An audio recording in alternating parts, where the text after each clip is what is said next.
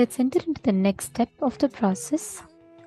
Write down in the images that you have written down. Understand the inner image, outer image, others image, life image you have right now is your inauthentic identity. And the inner image, outer image, others image, life image you want to have is your authentic identity. Your current identity may be I am weak, I am not smart, I am not enough, I am not doing it right, I am not getting it correctly. All that could be your current identity. But please understand that current identity is inauthentic identity.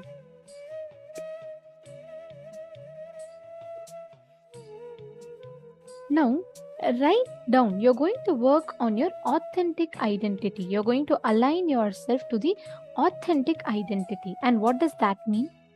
Listen very carefully.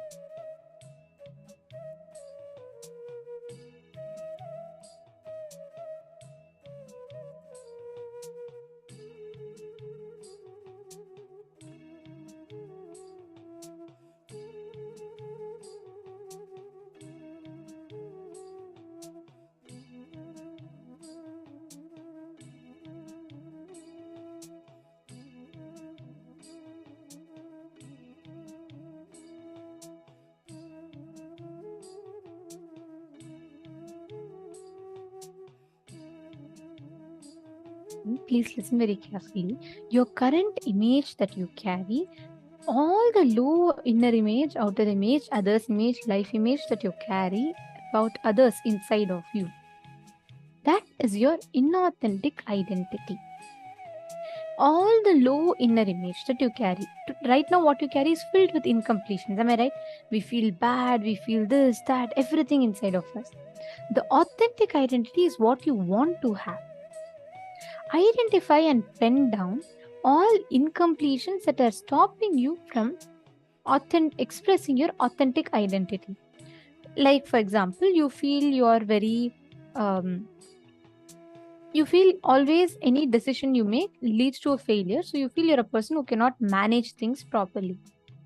Your authentic identity is what? That you want to really be a leader who knows, who can get things done. You want to be a go-getter. Now see what is stopping you from expressing, becoming that authentic identity inside of you. Look in, identify that, pen down all the incompletions that are stopping you from you becoming that authentic identity. Are all of you catching it? Are all of you getting the difference?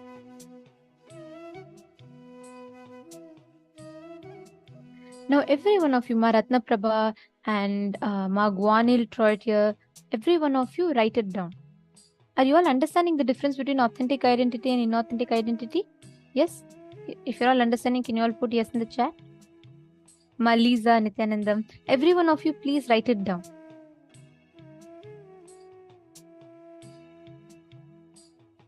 See, this is a very powerful exercise which can help you completely alter. Write down the incompletions. For example, if you want your authentic identity to be a leader, but what are the incompletions you're carrying? You feel that you are not able to, you're not smart enough, or many times you feel that you're not as good as others. You feel there are others around you who are doing it better. You're not able to catch it. And that is why you feel you becoming a leader is impossible.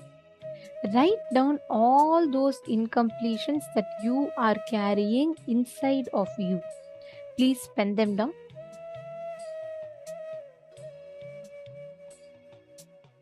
For each of the incompletions that you write down, find out why and when it started. For example, when you were young, one of your friends would have told you that, you're not smart enough. And in the class, you always saw that others got the right answers as opposed to you. So you always felt you're not good enough, you're not getting it right. Write down all of those. Please pen them down. Take a few minutes.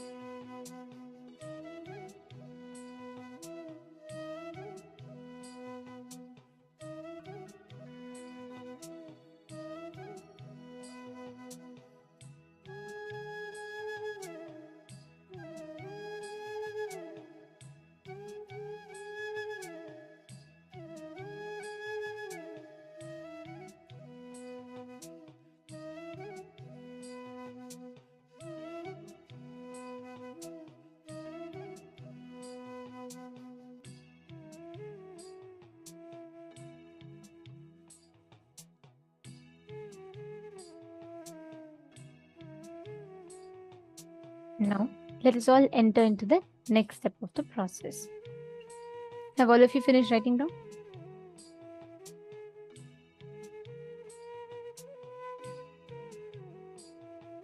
All right.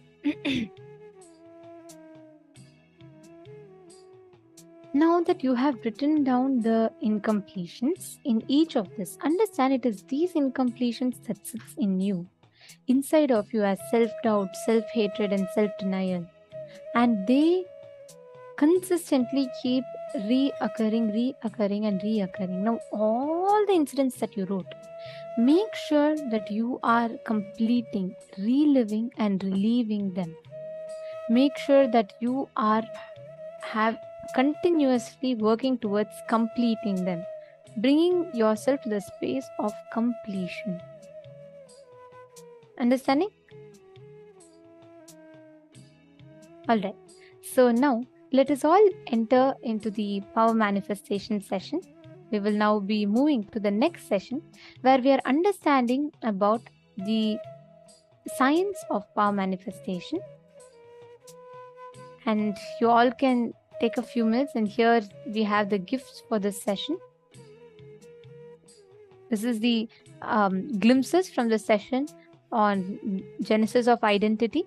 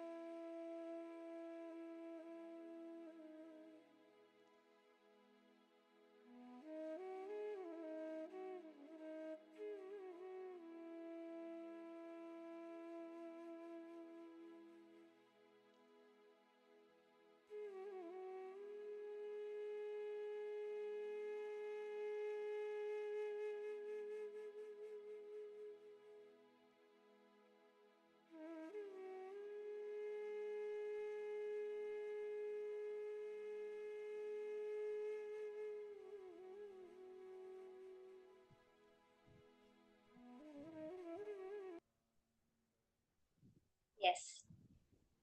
Now that we have done the whole beautiful process of the genesis of our identity, understanding the basic components of all the four identities we carry, Let's enter into the power manifestation session. Every clarity, every completion that happens in life, Swamiji very beautifully explains, always manifests as powers. Because generally, in our life, all our energy is being sucked by the what we call the past. See, the past doesn't actually exist. Even the ideas you have about your past, you bring them in the present and only think of them. But when we have the idea of a past, so much of our energy, our time, our awareness goes into that. But then, when we slowly, one by one, disconnect all that connections, all that energy which we're pouring into keeping our past alive, we fall in the present moment, and any power manifestation happens at that moment. Today, we're going to be doing the awesome power of materialization. So, it's a very exciting power, materializing whatever you want, 3D printing your reality. That is the power of materialization. Let's start with the Shastra Pramana for the power of materialization.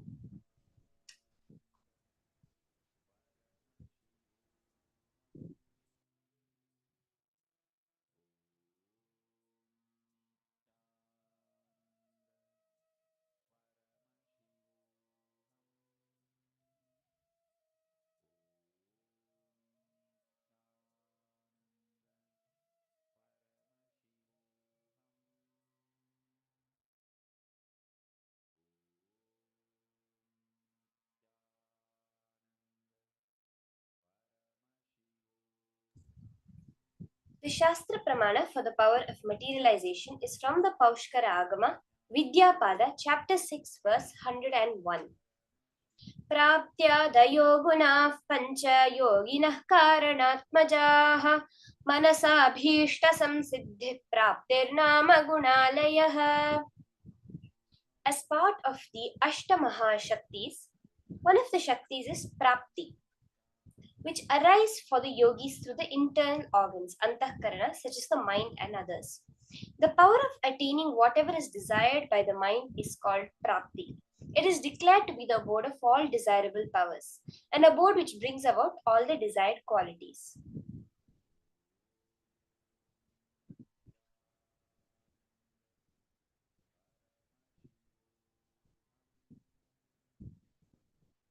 The Apta Pramana for this power is very beautifully how Neem Karoli Baba is manifests in his life. There is a little background about him. Neem Karoli Baba was born in 1890 to a Brahmin family. As was the custom at that time, his parents got him married at the age of 11, but he had no interest in the worldly life and ran away from home and reached Gujarat, taking the life of sannyas. After 15 years, his father gets to know where he is and begs him to come back home. After lots of pleading and crying, Neem Karoli Baba agrees to come home. He continues his regular life, has 3 children, but few years later, again leaves home never to come back. Then he starts traveling and doing lots of miracles for people and helping them. Finally, in 1973, he attains Mahasamadhi. In Neem Karoli Baba's life, it's a very popular name which you would have heard because of the incidents in the life of Steve Jobs and Mark Zuckerberg. In 70s, Steve Jobs was in a very bad situation. He was in so much loss and all sorts of problems. So he comes, one of his friends tell him, you go and see Neem Karoli Baba, it will help you. But Baba had attained Samadhi just a few months back. He spends some time in the ashram, goes back to America, starts Apple, and becomes who he is today. So when Mark Zuckerberg had started Facebook and he was in a lot of problems, he goes and asks Steve Jobs for some advice. Steve Jobs also tells him, go to Baba's ashram, go to Neem Karoli Baba's ashram. And when Mark Zuckerberg goes there, comes back, he also has amazing success. So beautiful. Even without the physical presence of Neem Karoli Baba, just by the space that he left behind in his ashram, how we are able to see very 2 big names that we would all have heard have attained success, have materialized their future, their presence, their present, their money, everything from just the power of Neem Karoli Baba. This is how we can see the power of materialization, and today all of us are going to be manifesting this power. How many of you are excited for this? The power to 3D print your reality. Now, this is a very clear science that Swamiji has given. In this first round, we're going to be sitting and materializing bhasma in our hand while focusing on the levitation. So now, you can just clean your hands completely and keep it like this. So you can close your hands or you can leave it open. Make sure there's no external source. You're going to be materializing the vibhuti. See, any other powders also can come, like kumkum, sometimes jnananjana, haritaki, various things will materialize. In this round, we're going to be materializing the bhasma, the vibhuti, the sacred ash. The whole science of materialization is a very clear thing that Swamiji has revealed. Swamiji reveals about superdeterminism, which is the power over now. It is not just the power of now, it is the power over now. Now, understanding how this works a little bit. Right now, we understand modern science. We have all heard of the double slit experiment, right? Where the particle, a photon is fired at two slits and it forms a wave pattern. If there is no observer, and as soon as an observer is placed over there, it forms a particle pattern. It's matter. So based on this, the conclusion we can come that an observer is what collapses a wave energy into matter as we see it. Now, our reality that we see around us today is matter, right? When we see our laptop, our bed, our house, everything is matter. But as we understand E equals mc square, as Swamiji says, the matter is energy. There's not two separate things. At a lower frequency, we perceive it as matter, and at a higher frequency, we perceive it as energy. Now, what is creating that infinite possibility of the universe? As they say during the double slit experiment, when the particle is fired, it has a superposition, meaning it travels through all possible paths, and only when it hits on the other side, it chooses a particular path. That is what they say happens when there's no observer. Right now, our universe exists in a space of infinite possibility at the quantum level. Every single possible outcome already exists. When we use the power of superdeterminism, we fall in the present moment. And what exactly happens at that point? When you are in the present moment, the idea of an observer and an observed disappears. Understand this very clearly? When there's no more thoughts, as I was explaining in previous sessions, the thoughts we have is what causes a boundary. When you close your eyes, the whole universe has disappeared. Yet we have an idea of a boundary, it's due to the thoughts within us. But when our thoughts are no longer there, when we catch the gap in our thoughts, we are in the present. We're no longer in our past or in our future. In that present moment, the boundary dissolves. The idea of something observing and something being observed dissolves. And the whole universe is in a superposition. Now, all the infinite possibilities are available to you. Whether it's the possibility of right now having bhasma in your hand, the possibility of materializing, of having an apple in front of you, the possibility of having anything in your reality is there. When you're in the present moment, you can decide that cosmic intelligence, which is the life within you, can decide the way the future, the way the moment has to happen. How many of you are catching this? When we are doing the power of materialization, the only thing we're doing is dropping our thoughts, dropping that which is telling us we are separate from the people around us, from the things around us. At that moment, all the infinite possibilities of the universe are open to us. From there, it's just a matter of picking it and bringing it to this reality. Again, separating yourself and collapsing it to the matter, where you are able to form any energy into matter. Let's start. As Swamiji has revealed this profound science of how power manifestation happens. So I request all of you, you can sit with your head, neck, and spine in a straight line. Chant the Mahavakya. That frequency, that vibration of the cosmos that Swamiji has given for all of us to align with the nature of the cosmos.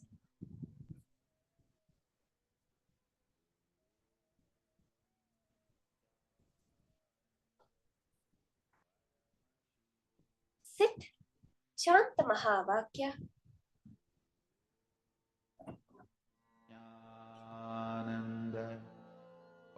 Look intensely through your third eye. Manifest that space in ritual. Paramashivoham.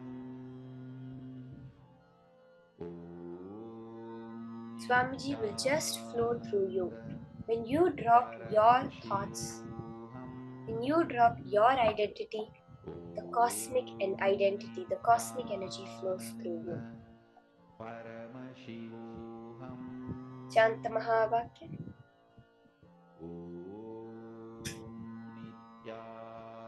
And do the manifestation. Paramashivoham.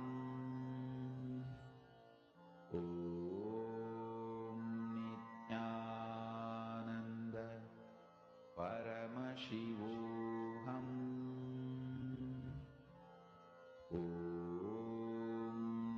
Nithyananda Paramashivoham.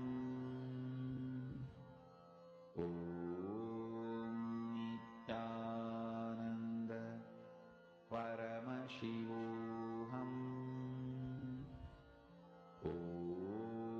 Nithyananda Paramashivoham.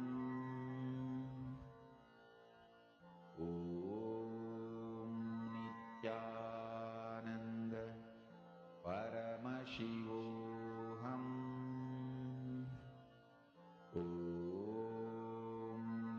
Nithyananda Paramashivoham.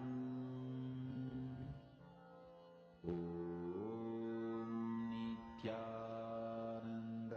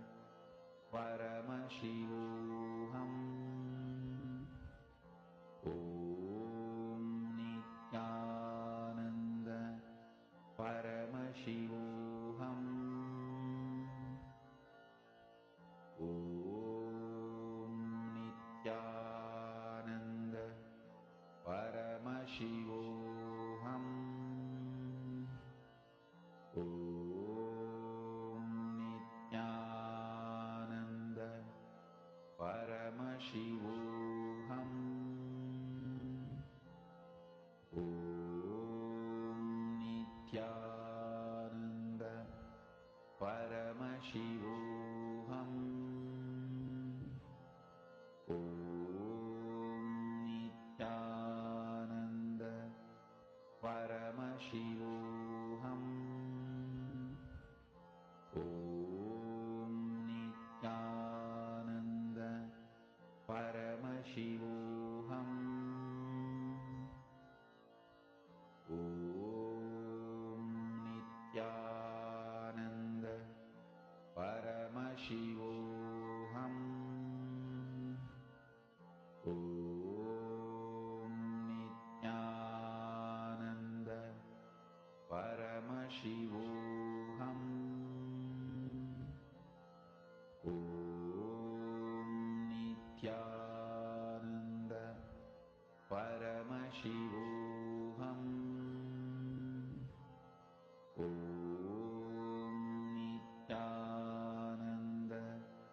Paramashivoham. Om Nithyananda Paramashivoham. Om Nithyananda Paramashivoham. Om Nithyananda Paramashivoham. Om Nithyananda Paramashivoham. Om Nithyananda Paramashivoham. Om Nithyananda Paramashivoham.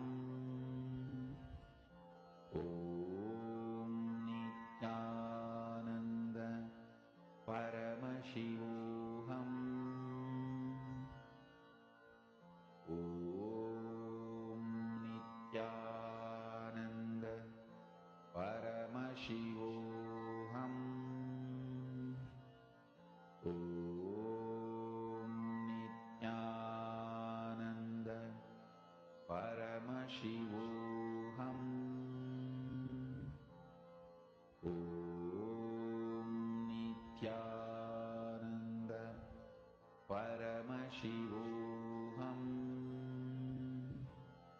Om Nithyananda Paramashivoham. Relax. Om Nithyananda Tap your palms. Look around you.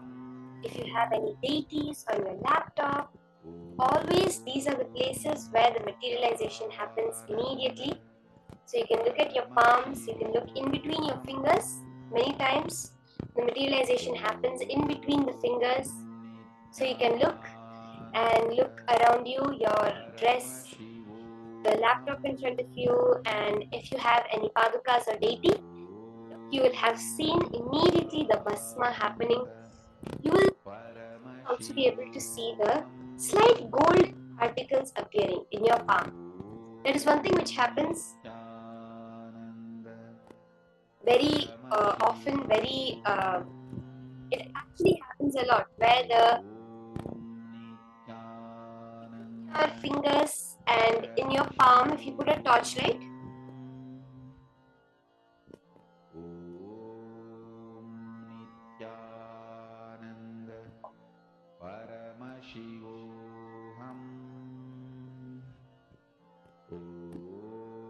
sorry, I think some people are saying that my sound was bad. Is it better now? Is the sound quality better now?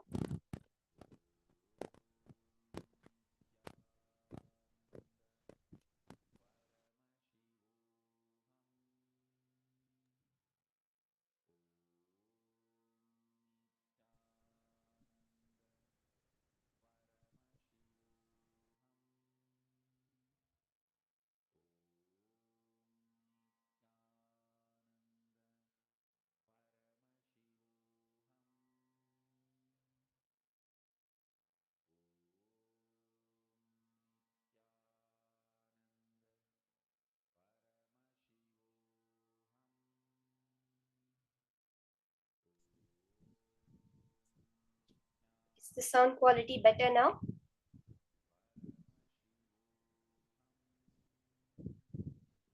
I think the mic had just had a small issue.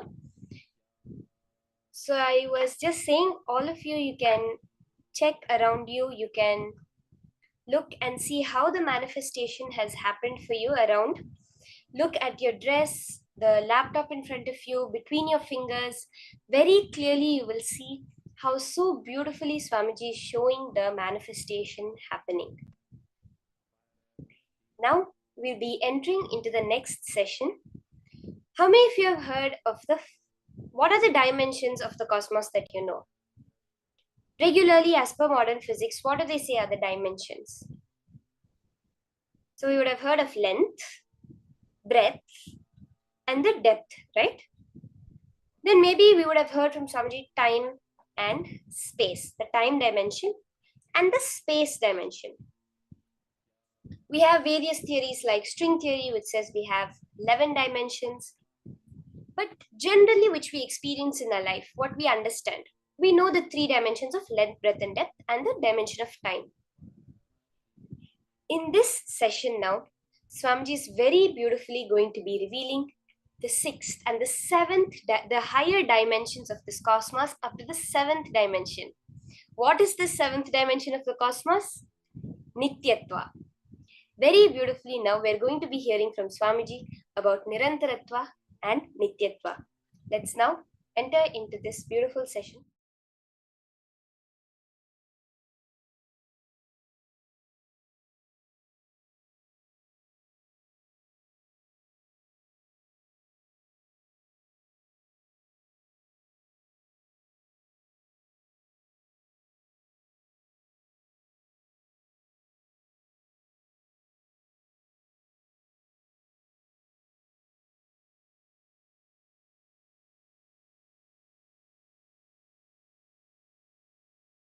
What is incompletion?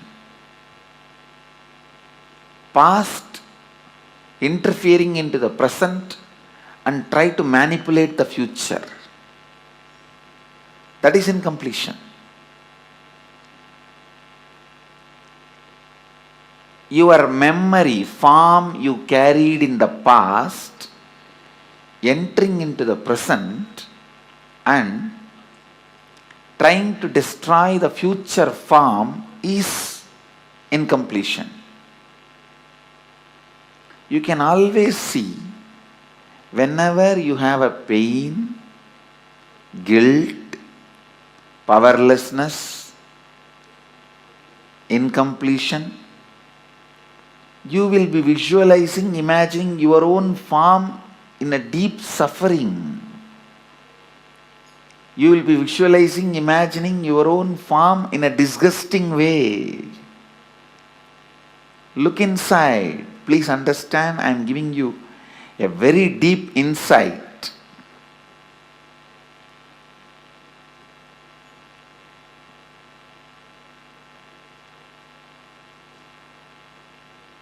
Whenever you are powerless, angry, violent, incomplete, look in, you will be remembering your own form from the past, which is actually you will be flashing your own photograph in your screen. Let me talk in the language of computer, you will understand. You will be running your own photographs in your screen, inner space screen, which is taken during the very sad, depressed moments.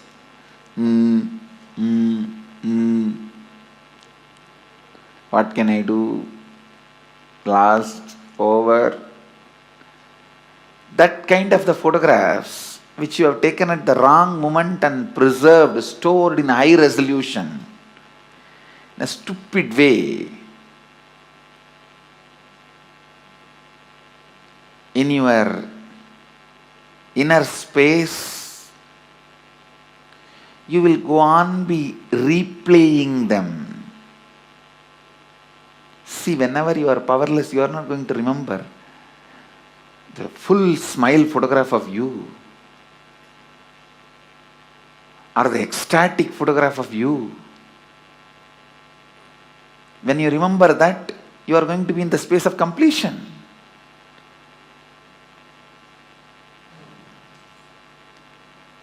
The deha, form you carry during incompletion, just by remembrance awakens the same incompletion. Understand? Just by remembrance, something can bring incompletion or completion.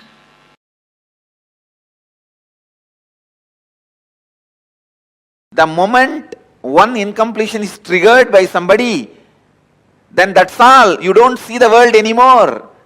The world does not exist, only my world exists. That is what is meant by the great Mahavakya, Jagat Mithya. What you perceive as my world is Mithya. Because a small incompletion, the moment it got triggered, it gets triggered.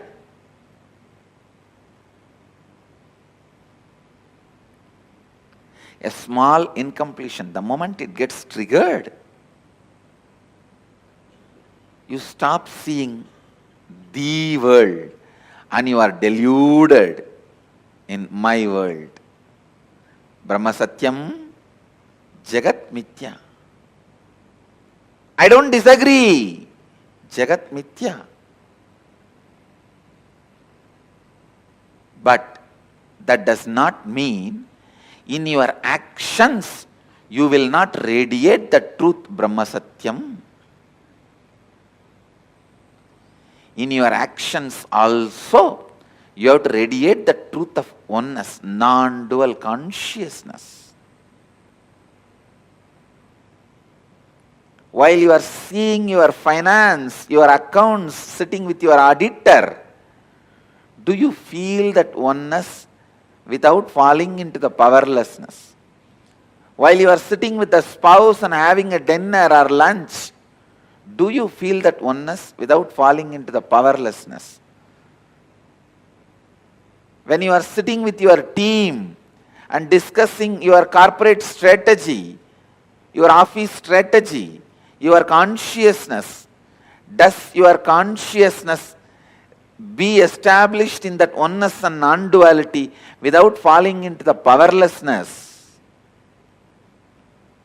Look in.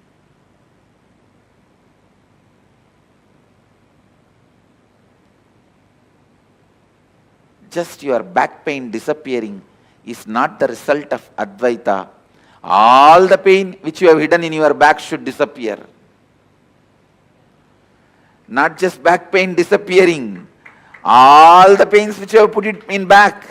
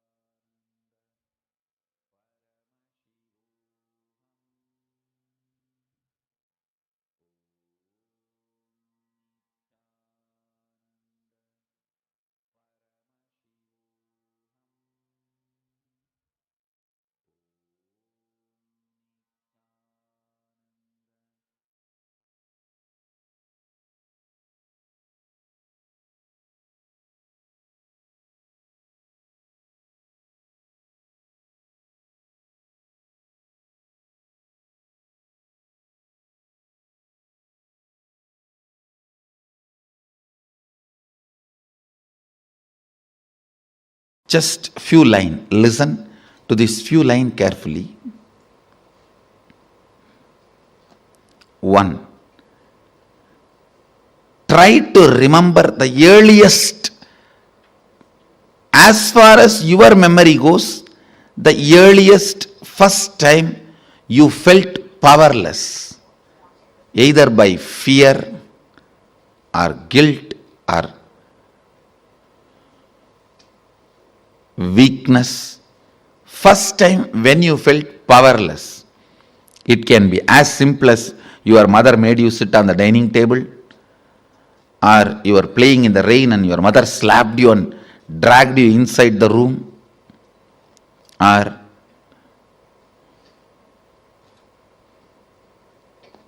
just a stone thrown by your friend or your brother has hit you. It can be as simple as this, or your sister snatching the ice cream. Now usually sisters don't snatch, only brothers snatch. No, I have seen. Sister is the best relationship. I grew up in large family. Sister is the best relationship. It can be as simple as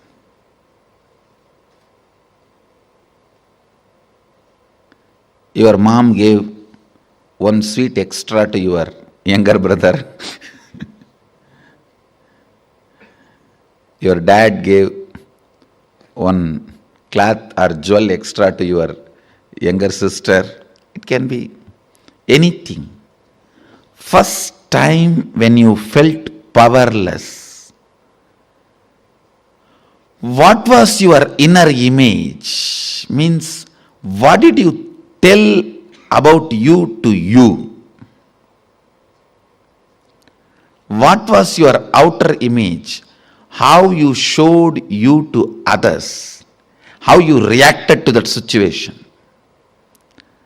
And what was your life image? Means, how did you judge others or life at that moment?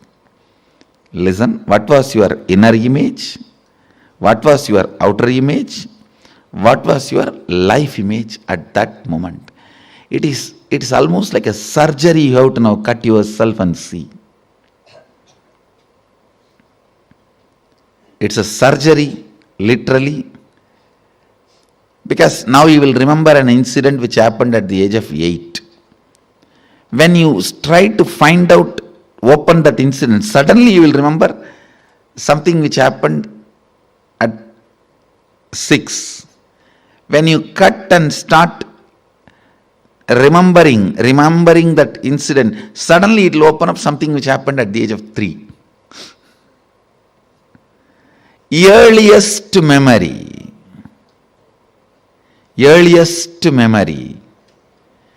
First time, as far as you can remember, when you became powerless. Actually, you will be surprised, because I'm going to blow prana into you. Means awaken your pranic energy. You will remember the memories you never thought, you never imagined you will be able to remember. Actually, only now you will see directly what I can do to your mind. You will suddenly remember the deepest layers of your memory. You may even remember what happened during your birth, and even those scenes you may start seeing. Actually, I am going to blow prana into your navel center. You will be there only, I will be here only. I will be awakening you. See, that navel center, that means your umbilical cord connection with your mother. That is the zone stores earliest memories. And if that awakens, means Kundalini enters into that navel zone, suddenly you will see from your birth, when they cut that umbilical cord, from that you will start remembering the memories. There are 3-4 rules. Always root pattern will be formed before the age of 7. So the first incident you find will be before the age of 7. If it is after 7, you will have to dig out and you will find it. Always the incident will be before the age of 7. That's one. Second, all major sufferings, whether it is physical or mental, you go through in the life will be connected to that root pattern. It is the root pattern responsible for serious physical or mental sufferings you go through. It starts only from there. And blessed are those who complete with their root pattern when they are young or before it manifests as any serious disorder.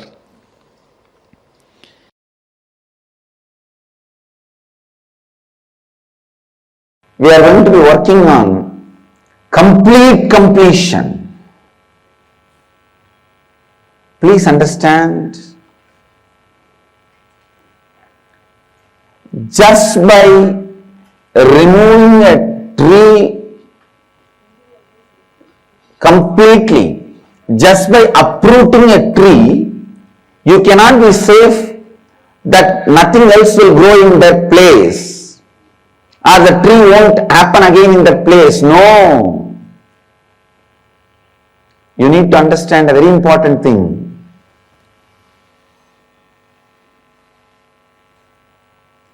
If you just see outside, the ground where Nithyananda Sabha is going to be built, there are hundreds of neem trees.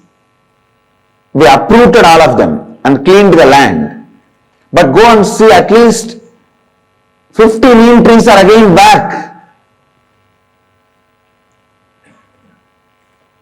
Even if you uproot the tree, the essence of the tree stays in the ground. So when the water comes and the sun comes, the tree starts happening again. There are some trees you don't need a full seed for the tree to happen. Just the essence of the tree is there in the mud, that's enough, it will grow. There is a herb, Amambacharisi. Just the essence of that herb is enough, it will grow. Same way, just removing your root pattern is not going to completely liberate you. How to stop the tree not happening again? How to make sure the tree will not happen again? How to make sure that tree is not going to sprout again? Burning, boiling the very root, it's a very land where the root can sprout. Same way, burning your consciousness, purifying it to the root from where even the root patterns can grow. That is what I call complete completion. Manonmaniya Vidya. In Sanskrit we call it Mana Unmana. Awakening inner space. Awakening the inner space. Mana Unmana. Please listen. Awakening the inner space. With this process of complete completion, we make sure even if there is a smell or the essence of the root patterns exists in the ground, on the soil, it doesn't sprout again. It doesn't grow again. Manonmani. Please understand. Mana, unmana. Unmana means awakening. Mana means inner space.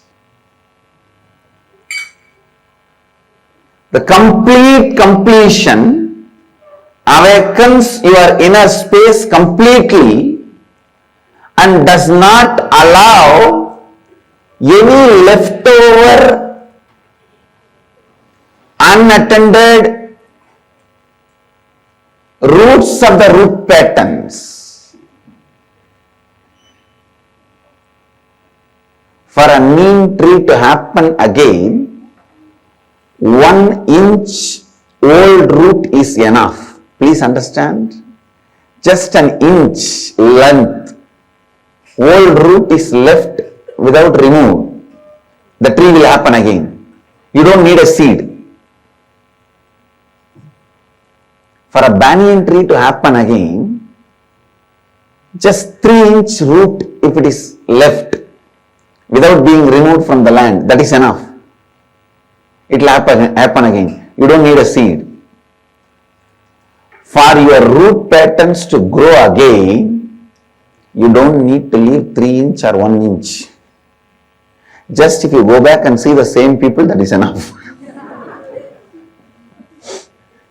If you see the same people who are responsible for your root pattern, that is enough.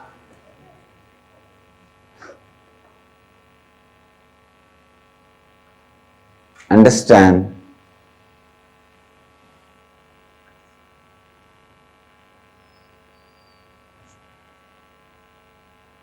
The complete completion is like ensuring the safety, ensuring the spiritual protection. All incompletion is nothing but the fact not being given enough inner space and cognition and respect by you. And the perception itself is given the first priority and respect. If the perception is recorded as a reality in you, which is going to be constantly changing, will give you a deep insecurity and instability in your life.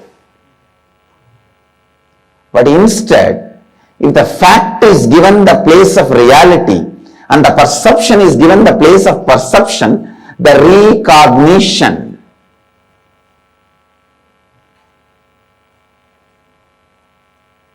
the change of perception will not lead to more and more incompletion. And the fact does not influence your decision and perception influences your decision. I asked you to get five examples. The perception influencing you as a fact and forcing you to take decision, and fact influencing you as a perception and forcing you to take a decision. Every time when you do completion, every time when you are completing, you are moving from Purusha to Mahapurusha, Mahapurusha to Siddha Purusha. Manomaniya happens in you. Mana, Unmana happens in you.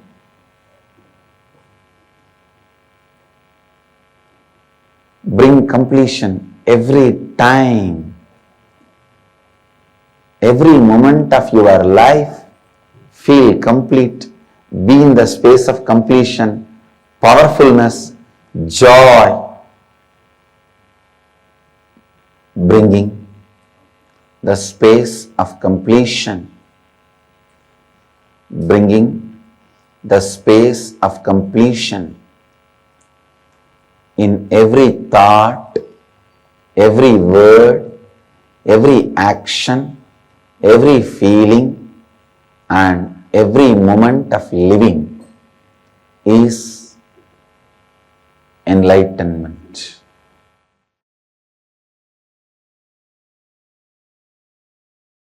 how both complement each other. Please understand. Ultimately,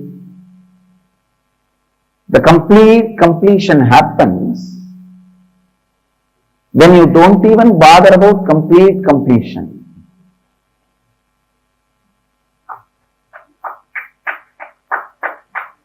Even the desire or the effort for the complete completion is surrendered.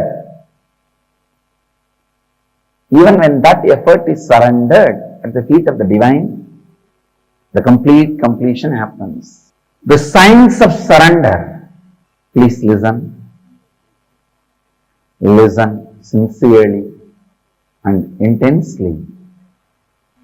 The more and more and more completion you do, the more and more and more the surrender starts happening. I need to define surrender. Surrender is no way starts with powerlessness or gives you the powerlessness experience or ends in powerlessness. Surrender starts with powerfulness, leads you from power to more powerfulness, ends in ultimate powerfulness. Surrender is no way connected to powerlessness. Many times in your powerlessness, the giving up, you call it as surrender. No, giving up is not surrender. Giving up is not surrender. Listen. Giving up is not surrender. A Shiva Bhakta will never give up on himself or others. Surrender doesn't come by powerlessness. It comes by tremendous powerfulness. The signs of completion and the signs of powerfulness both complement each other.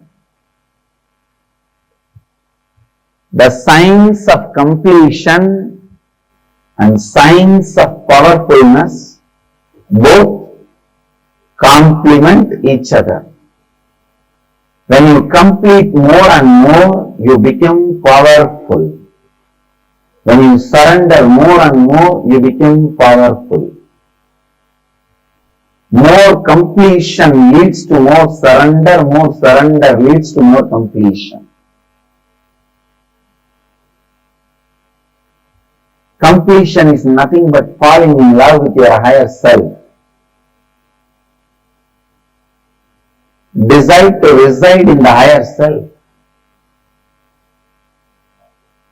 Surrender is nothing but falling in love with the embodiment of higher self, your Ishta Devata. Your Ishta is nothing but your higher self. Surrender should lead to more and more Ishta, not Kashta.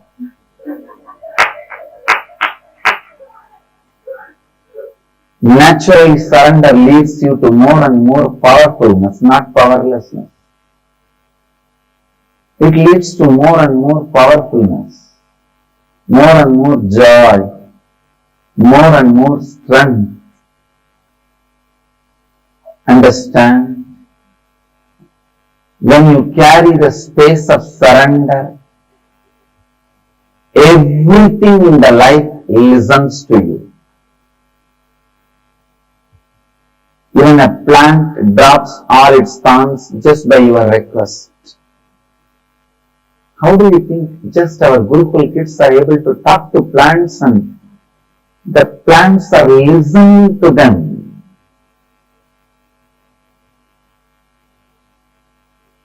And they are dropping their thorns. Understand, it is not a myth or a story I am talking. I can show you in front of your eyes. The surrender makes you deeply powerful. The space of completion makes you deeply powerful. Surrender is misinterpreted, given the wrong meaning in the Western thought trends. There the word is used more like in the war when you lose, you drop all the weapons and surrender. Here I am not using in that meaning. The word surrender has totally different meaning in the bhakti literatures. So maybe I may not even want to use the word surrender in English. I use the word sharanagati. Powerfulness radiated by the devotees. And I was not weak. Akkammadevi was not weak. Meera was not weak. Kanakadasa, Purandaradasa, Vittaladasa, all the great Dasa Sampradaya, devotees are not weak. They were never weak.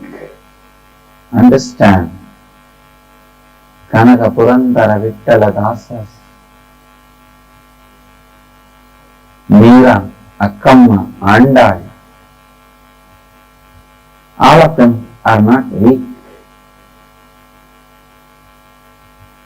They all lived in the space of powerfulness. Even completion you can intellectually grasp, even if you don't practice, just watch the satsang, you will intellectually grasp what is the completion, what is the power of completion, I am sure. So the completion can be understood even if you listen intellectually, but the sharanagati is surrender. You need to see somebody experiencing and radiating it. You need to be around some great bhakta, devotee. Because it is such a beautiful experience. You need to see that radiating in the body language. Saranagati, surrender, can't be understood just by the intellectual. Intellectually, if you try to understand, it will only lead to that surrender happens during the war period. Only that meaning you will get it. Which is not a powerlessness, kind of a giving up, a failure, drop out. But the Bhakti Sampradayas, the Bhakti traditions do not mean that kind of a surrender here. You become more and more powerful, more and more strong, more and more intelligent. The Bhakti Sampradaya, its definition of surrender is totally different. So understand, more and more practice of surrender leads to more and more experience of completion. More and more experience of completion leads to more and more practice of surrender. When the science of completion connects with the science of surrender, the space you create becomes reality. Because all your individual incompletions should be completed. When you are complete, your individual identity should be surrendered to the cosmos. Then cosmos functions through you. Individual identity is made out of a bunch of incompletions.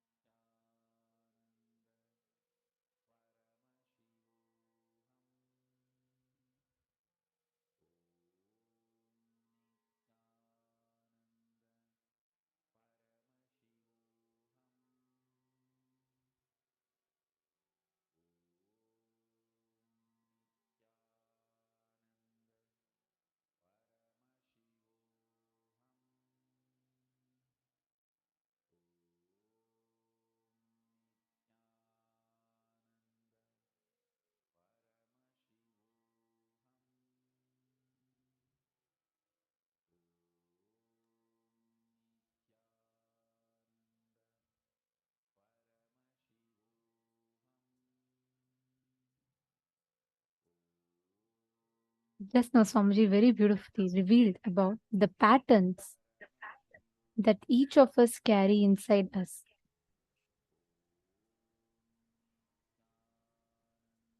The root thought patterns, when the patterns become strong, when the incompletions, the past thoughts, the emotional hangovers, that is what is an incompletion. So as that emotional hangover gets deeper in us, all the past thoughts, everything starts becoming stronger and stronger inside of us. And that forms what Somji calls as a root pattern, which all of us listen to and learnt about right now. Root pattern always gets created before the age of 7, and after the age of 7, pattern cannot be developed. It only becomes a branch pattern. But only from the root pattern, the root cognition with which you see life, only from that all incompletion starts happening. There's a very beautiful revelation that Swamiji gives for this, how the root thought pattern gets created inside of us.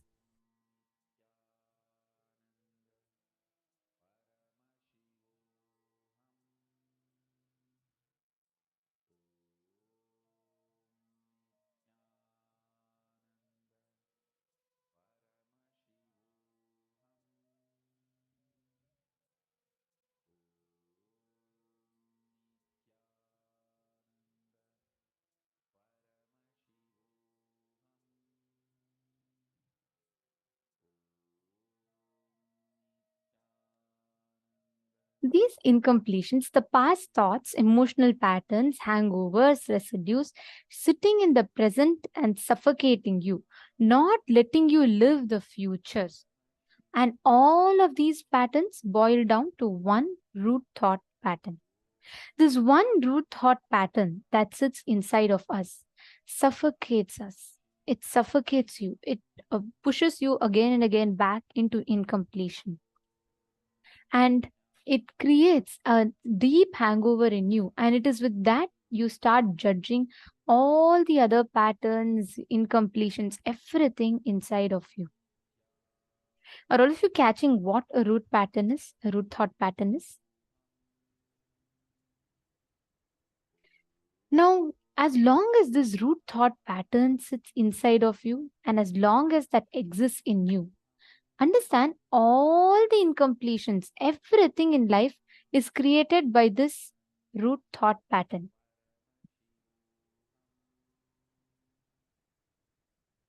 And just you analyzing it, understanding this one root thought pattern will help you completely shift and have a breakthrough in the way you see life.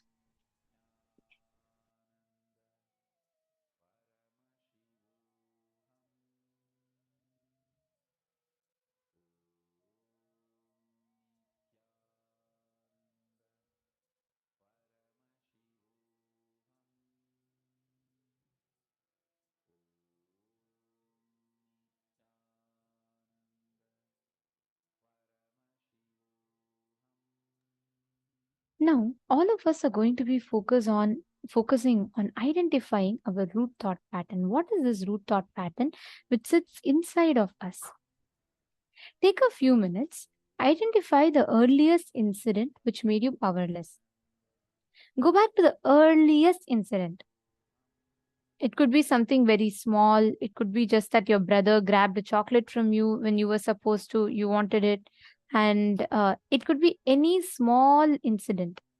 Go back to that and identify the earliest incident and write it down.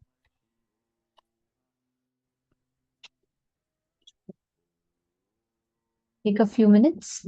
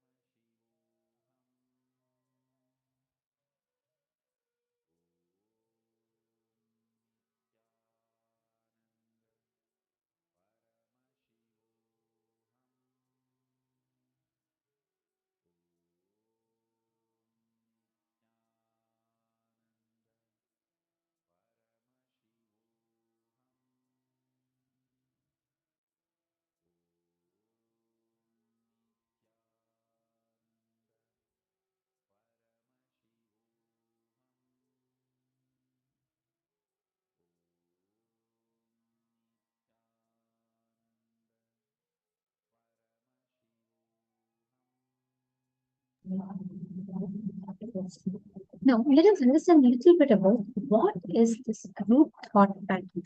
Please listen very carefully. All of us have something called patterns, the thinking currents in us. Swamiji explained about it right now, correct? Now, these patterns that we carry inside of us, they sit in us as root thought patterns. And constantly, they make you get stuck into the same loop again and again and again, which means you will get stuck in life in the same thought pattern, the same thinking trend, and you're stuck to that. And what happens because of this? Continuously, you are stuck in that same thinking pattern. There's a very beautiful example that Swamiji gives. In have how many of you have been to these temples in India where they keep elephants in temples? Ma Janet, I'll answer your question. Okay, Ma Janet, I'll answer your question. How many of you been to India and seen these temples where they have elephants in temples? Can you all put yes?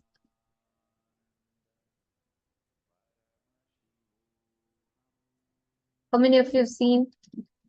Okay, no problem if you've not seen, but those who have seen it.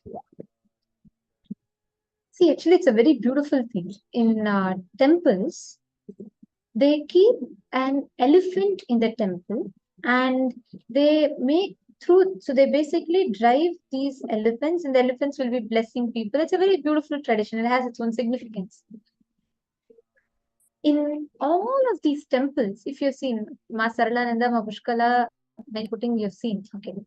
Understand? In all of these temples, right, when they put the elephant in front, it's a very funny thing actually. If you see huge elephants, they'll just be tied with a thin rope. Means if the elephant just kicks once, the whole that's all, the whole rope will break and the elephant will be free. But if you see that such a huge animal, such a big elephant, it will not even break free, it will not even attempt to break free from that rope. The way it is very funny if you know how this whole thing works. These mahouts will not control the elephant with some big heavy canes, nothing. They'll just have a lightweight stick and a thin rope holding back the elephant. You know why? When the elephants are small, what these mahouts will do is they'll tie the rope so strong. And when it's small, naturally the rope is going to be strong for it. And then the elephant is trained when it is very small itself. It will try struggle to escape, but it cannot break free from the rope. So the elephant will decide that it cannot break free from the rope. That rope is going to hold it back. Even 50 years later, when the elephant is so mighty and huge, when it can just kick once and the rope will break, it will not even attempt to break the rope. This is exactly root pattern. When you are small, based on some incompletion, many times it's absolutely illogical. Based on some illogical incompletion, we all create a pattern, we all get stuck to that pattern. And then what happens is, continuously, that pattern sits inside of us as an incompletion. Constantly, it pushes you back again and again and again into that same rut. And that incompletion, you get stuck. When you're just 7 years old, let's say your brother comes to you and he grabs a chocolate from you, which you got, and you feel like, oh my God, my most favorite thing is snatched away from me. And there you develop incompletion. From there onward, you keep creating this loop for yourself again and again and again. The brother will change. Maybe when you grow up a few years later, you will feel like, oh, okay, it's just silly thing. But the situations might change, people might change, but the feeling that life grabs from you remains the same. How many of you are catching it? First, it will be your brother. Then you will feel that, oh, it's my friends are the same, others are the same. You constantly project this pattern to everyone else. Ma Janet, you're asking, what if you don't remember any of the incompletions? Every one of us have incompletions. Every one of us. Here the question is, even if you go back to the most recent incompletion, identify what thought current it is inside of you. Then you will catch the thought. Then you will know what exactly is incompletion. It will take you back next, previous, and previous months. So I'll give you all another example. Let's say when you are young, okay, very small, you're playing in the rain. Okay, Andreas is also saying I can hardly remember anything. It was bad. Understood. Listen carefully to this example. You'll catch the thread. When you are small, let's say you're playing in rain. Okay, your mom calls you, and your mom tells, "Come in." You ignore her. You're enjoying the rain. You play in. You're continuing to play, and again your mom calls you. You don't come. Third time she calls you. You don't come. Next, she just comes straight outside, gives you a tight slap, holds you by hand, drags you back inside the house and locks the door. Listen very carefully. What exactly happens now? The moment you see. Now, later on, you may feel like, oh, okay, she did it out of her concern. She didn't want me to catch cold. But when you are 7 years old, all that you don't know, you don't understand that. You feel, why is my mother not even letting me to play? She doesn't love me. She hates me. I'm not her favorite child. She doesn't like me anymore.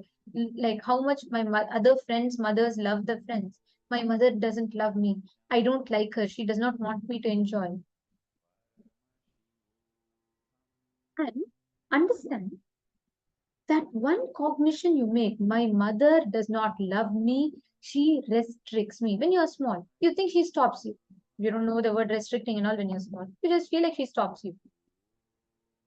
Listen very carefully. That incident you may even forget when you grow. Let's say you're 8 or 9 years old, you forget and you're fine with it. But after your mother, you project the same incompletion in your teacher.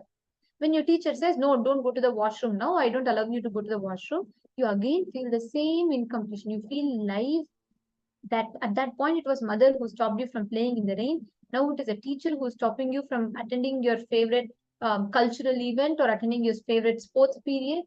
She is stopping you. So the cognition that life does not want me to enjoy, life is stopping me, changes from your mother to the teacher. You project the same incompletion. You feel, oh God, even my teacher does not want me to enjoy. Next, from your teacher, it changes to your friends. Your friends, you feel, oh God, look, my friend, every time whenever I go and do something she doesn't like, she keeps telling me, she keeps trying to restrict me. She wants me to only do whatever she wants me to do. After some time, you do the same thing to your girlfriend or wife. You do the same thing to your fiance. You do the same thing to your husband or wife. After some time, you do the same thing to your child. You feel even your child is blackmailing you and holding you, not allowing you to do what you want. You do the same thing to your boss. You feel even your boss is not allowing you to do what you want to do. Understand the incompletion which started a small silly cognition you developed when your mother held you back from playing in the rain. Even when you're 50 years old, that same incompletion is still carried. People might change. You might not even remember this incident. See, mom, Janet Chung, are you catching it? You may not even remember the incident that happened which caused incompletion in you, but there's an incompletion inside of you. Andrea, are you also understanding? Ma Karen is saying she's clicking with it. Wonderful. Every one of us keep having these incompletions inside of us. People change, situation changes, everything changes, but the incompletion through which you perceive the incident does not change. That is what you're going to be identifying now. Please take a few minutes, pen down, write down the earliest incident. Even if you don't remember when you're 7 years old, 8 years old, what happened, it's okay. What is the earliest possible that you're remembering? It can be 2 months old, 3 months old, some deep pain or suffering you went through. From that, pen down. What was your inner image at that time? What was your outer image at that time? What is your life image at that time? And what is the other's image at that time? Please pen down. If any of you have any other questions, you can feel free to ask.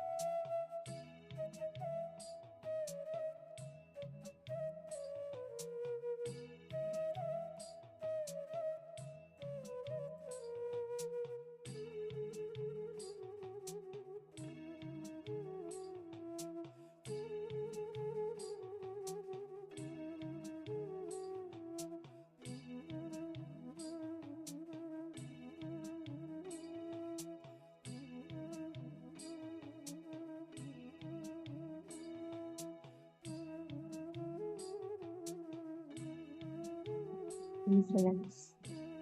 Now, as each of you are reliving, and as you complete, please understand every time you do this reliving and reliving, all the beliefs, the words that you carry inside of you about you, and how you project yourself to others, all the past pains, wounds, incompletions, it'll all completely start healing, and you will experience a phenomenal shift inside your inner space.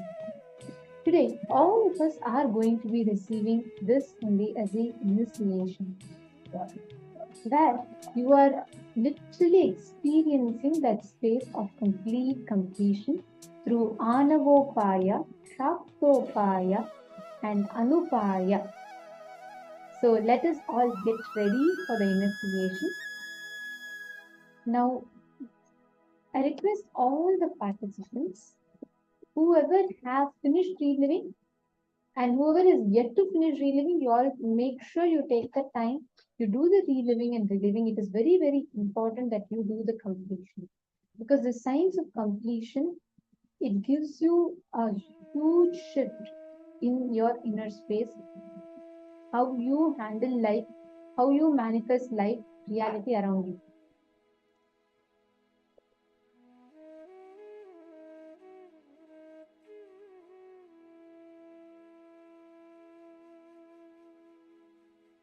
Yes. Now, let us all get ready to enter into the power manifestation. We are now going to be manifesting the power of materialization.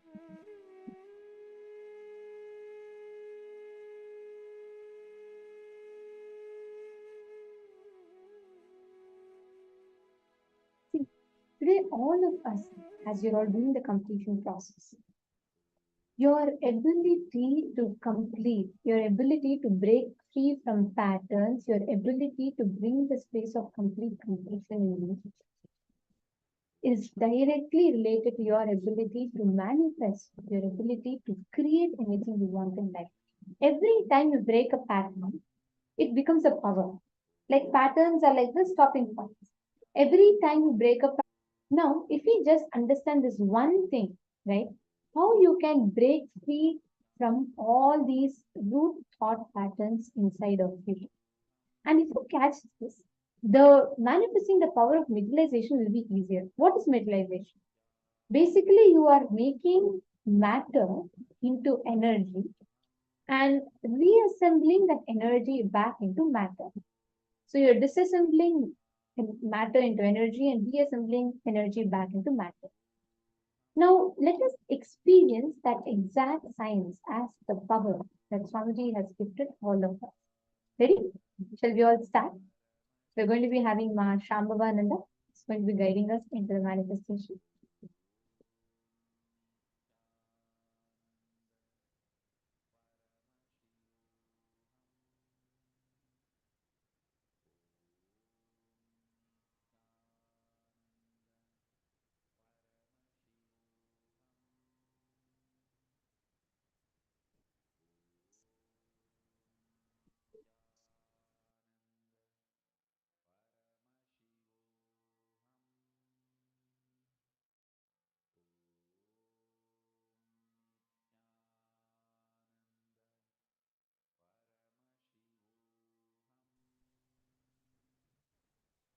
Now we'll continue with the power of materialization. As Ma Nithyananda had said, disassembling the matter, taking it to the space of antimatter and bringing it back to matter is how teleportation happens.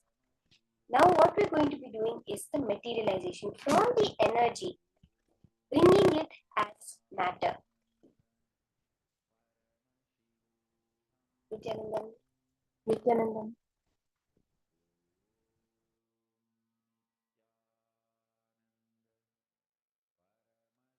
Sorry for the technical glitch. I think there was a small difficulty with my was audio. So basically, what we are going to be doing, listen very carefully. You're going to be disassembling the matter to energy and reassembling the energy back to matter. This is the exact sign. You just need to connect to Swamiji. Can I request every one of you to sit straight, with your head, neck, and spine in a straight line?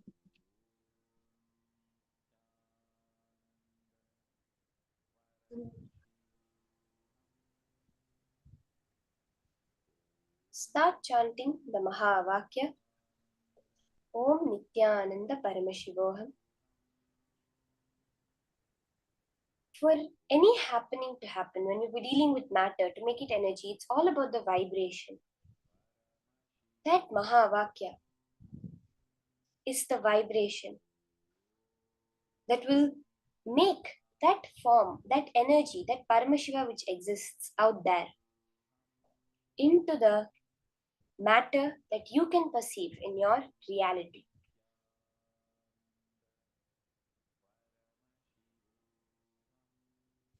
Now, in this power manifestation, all you're going to be doing is dropping your thoughts, finding that gap which exists in between your thoughts where you can access the present moment, having the power over the present, where all possibilities exist for anything to happen. Even modern science says the probability of an atom or an electron being in a particular place at a particular time is infinite. Literally, there was an article I had read which was really funny. The way they say it is like tomorrow morning you can wake up on Mars. Because the probability of all your atoms being on Mars exists. The only thing is, as per modern science, naturally when you see it, they say the probability is so small it never happens.